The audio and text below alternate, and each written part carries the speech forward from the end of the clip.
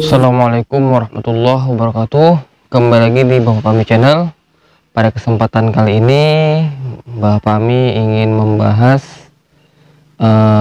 tentang cara memanggil khodam dan berkomunikasi dengan khodam pendamping melalui mimpi. Nah, bagaimana keseruan pembahasan pada video kali ini? Tonton video ini sampai selesai agar sahabat BFC semua tidak salah paham, dan jangan lupa untuk klik tombol subscribe terlebih dahulu, lalu tekan tombol like, komen, dan share agar BFC terus berkembang dan dapat upload video menarik lainnya. Oke, libas. Alhamdulillahirrabbilalamin. Puji dan puja syukur kita atas kehadirat Allah Subhanahu wa Ta'ala, yang mana sampai saat ini kita masih diberi kesehatan, keselamatan, kekuatan hingga kita dapat berkumpul berjumpa di Bapak Pami Channel. Dan tak lupa pula sholawat berangkaikan salam dan hati menjempuhnya juga kan kita sampaikan kepada junjungan kita Nabi besar Muhammad Sallallahu Alaihi Wasallam dengan ucapan Allahumma sholli ala sayyidina Muhammad. Semoga dengan seringnya kita bersolawat maka kita akan tergolong umatnya yang mendapat syafaatnya di hari akhir kelak. Amin ya rabbal alamin.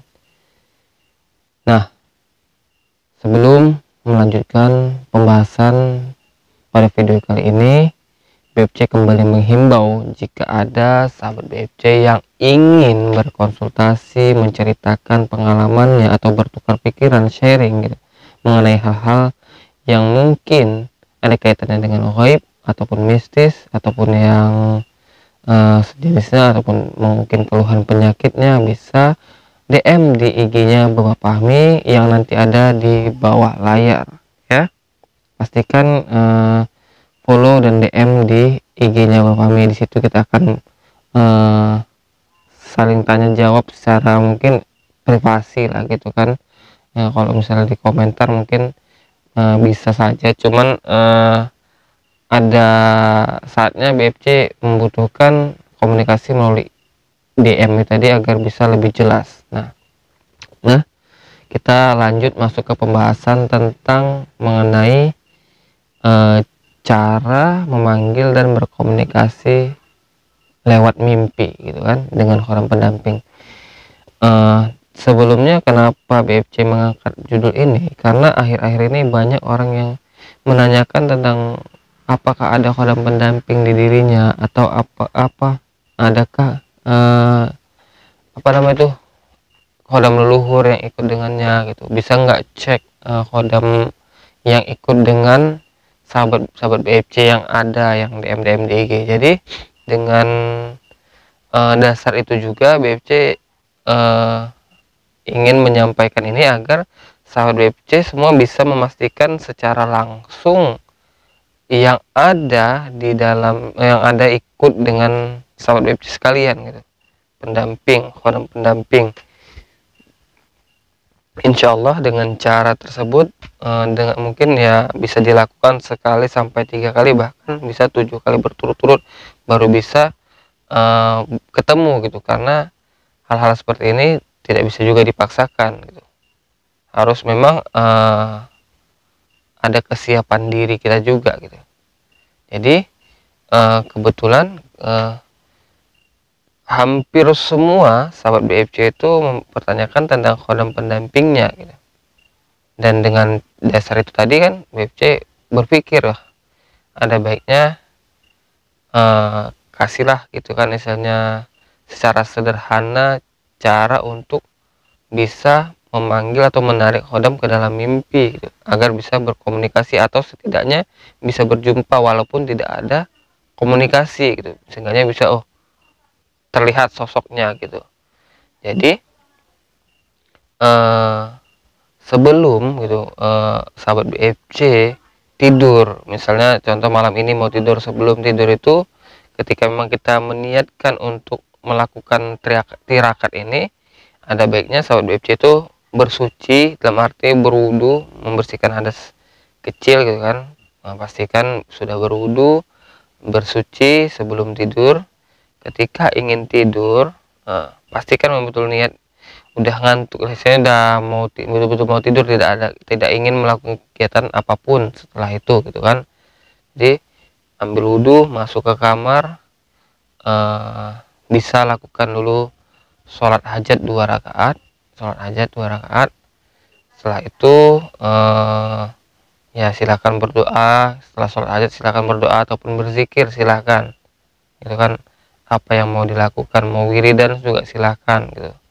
Setelah selesai itu semua, sahabat BC mau tidur, ya pastikan keadaan sudah tenang, rileks, yang betul-betul ingin istirahat sepenuhnya gitu kan. Jadi tenangkan pikiran, rileks dengan cara beristighfar sebanyak 7 kali. Istighfar astagfirullahalazim, astagfirullahalazim, kan? Baru disebut allazi la ilaha illa huwal hayyul qayyum wa atubu ilaih, gitu kan. Baru syahadat asyhadu alla ilaha illallah, asyhadu sampai sholawatnya gitu. Hamidum Majid gitu. Jadi setelah istighfar tadi, bacalah surah Al-Fatihah sebanyak 3 kali. Lalu setelah membaca Al-Fatihah sebanyak 3 kali, bacalah surat Al-Ikhlas 3 kali, Al-Falaq 3 kali, An-Nas 3 kali, baru ditutup dengan ayat kursi sebanyak juga 3 kali. Nah, setelah itu sahabat BFC langsung tidur, jangan istilahnya memikirkan ini itu lagi gitu, atau mau ke sana kemari. Makanya ketika memang mau melakukan hal ini, pastikan memang sudah kegiatan yang ada di rumah itu sudah selesai, memang betul-betul mau istirahat penuh gitu. Jangan nanti kita udah semua kita lakukan, tiba-tibanya udah selesai semua, bangun lagi gitu istilahnya, entah ada yang mau dikerjakan lagi atau kegiatan-kegiatan yang lainnya lah gitu, yang memang lain dari tirakat ini gitu. Jadi kalau bisa pastikan diri kita itu memang sudah pastinya tenang dan rileks, memang betul-betul mau istirahat penuh gitu. Nah, jadi setelah itu tidur dan rasakan apa yang memang terjadi. Bisa ini terjadi walau sekali saja melakukan tirakat, bisa langsung wujud ataupun misalnya bertemu, atau bisa sampai 2 atau 3 kali, bahkan bisa lebih. Nah, karena kita tidak tahu kapan momennya yang memang betul-betul pas. Kadang bisa saja ketika malam pertama kita melakukan itu kurang tenang atau kurang pas gitu. Malam kedua coba lagi, mungkin wah malam kedua pas, bisa saja ketemu gitu. Memang betul-betul kita tuh dalam keadaan tenang dan rileks gitu. Nah, jadi sahabat BFC sebelum melakukan ini pastikan memang kegiatan semua sudah selesai dan betul-betul mau istirahat penuh dan tenang. Nah, tapi sebelumnya ini mohon maaf, tiba-tiba ini lampu listrik mati, jadi mungkin pencahayaan kameranya kurang baik, jadi mohon maaf gitu kan. Tapi BFC akan terus melanjutkan video ini. Nah, jadi setelah sahabat BFC sudah bertemu ataupun istilahnya bertemulah, berkomunikasi lah dengan khadam itu, ya kalau bisa jangan terlalu istilahnya cerita ke sana kemari, tenang saja, rileks saja. Berarti yakinkan gitu, yakinkan bahwasanya oh itulah dia. Tapi jangan istilahnya kita langsung seperti jumawa ataupun seperti merasa kita hebat, karena ini jangan. Tidak ada apa-apanya diri kita. Mungkin istilahnya mereka ikut mungkin dengan dasar ya mungkin dari leluhur, atau memang ingin izin Allah untuk memberi nasihat-nasihat gitu kan, untuk bertukar pikiran, sharing. Karena ya kita pastikan leluhur kita itu adalah orang-orang yang memang terdahulu, orang-orang yang dekat dengan Allah, dengan orang-orang yang soleh gitu, sehingga mereka tidak ingin anak cucunya itu mungkin melakukan hal-hal yang dilarang oleh agama. Kadang saya mendapat nasihat-nasihat itu, alhamdulillah nasihatnya selalu baik, sabar, ataupun saya kalau misalnya dalam pekerjaan tuh ada yang memancing emosi, langsung atas izin Allah dengan berselawat, dengan istighfar. Ada juga nasihat-nasihat jangan terpancing emosi, sabar, bahwasanya kita hidup memang banyak cobaan gitu, banyak kendala-kendala, tapi yakinlah ketika banyak cobaan, banyak kendala ataupun banyak ujian, Allah ingin menaikkan derajat kita, karena kesabaran adalah suatu hal yang memang betul-betul sulit gitu untuk dilakukan. Nah, ketika begitu juga dengan keikhlasan, makanya ketika orang yang sabar dan ikhlas, insya Allah di sisi Allah itu akan naik derajatnya.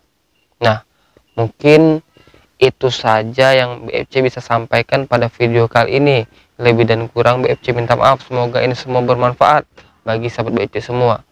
Akhirul kalam, assalamualaikum warahmatullahi wabarakatuh.